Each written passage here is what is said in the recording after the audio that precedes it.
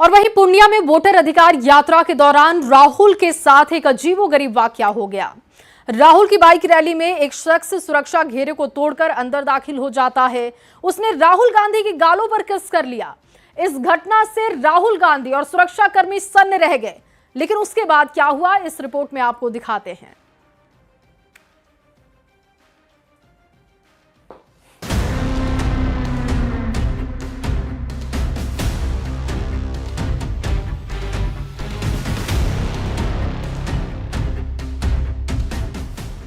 राहुल गांधी को चूमने की तस्वीर पूर्णिया जिले से सामने आई है। रविवार को वोटर अधिकार यात्रा के दौरान कांग्रेस सांसद राहुल गांधी पूर्णिया पहुंचे थे। बाइक रैली में राहुल गांधी खुद बाइक चलाकर आगे बढ़ रहे थे। बाइक पर पीछे मौजूद थे बिहार कांग्रेस अध्यक्ष राजेश राम।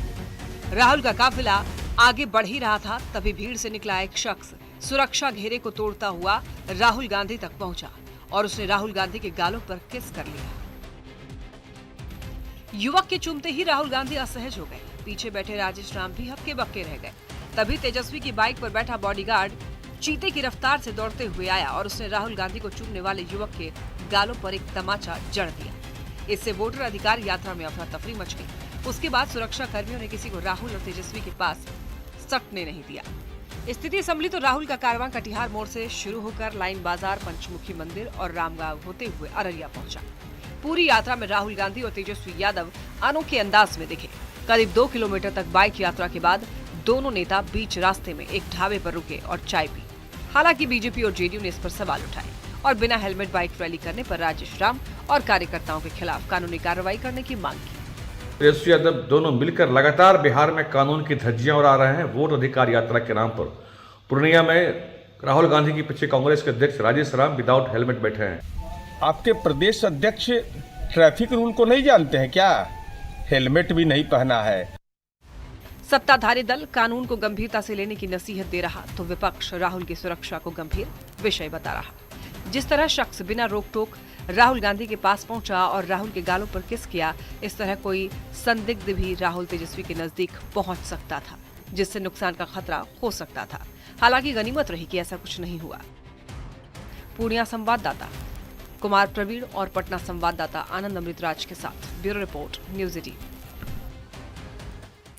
और वहीं पटना में बीजेपी सांसद रविशंकर प्रसाद ने विपक्ष पर तीखा हमला किया। उन्होंने कहा कि विपक्ष हर बार बेबुनियाद आरोप लगाता है और हार जाता है। दिल्ली, महाराष्ट्र, हरियाणा सब जगह हार चुके हैं।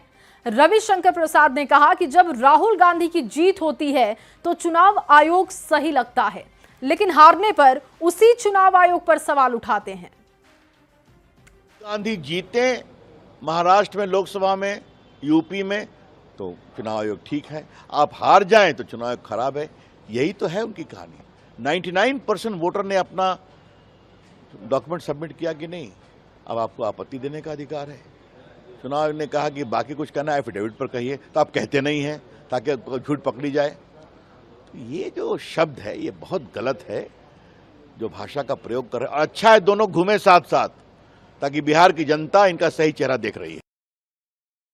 और वहीं बीजेपी के राष्ट्रीय प्रवक्ता अजय आलोक ने राहुल गांधी और लालू यादव परिवार पर जोरदार हमला किया। उन्होंने एक को वोट लुटेरा, दूसरे को बूथ लुटेरा बता दिया।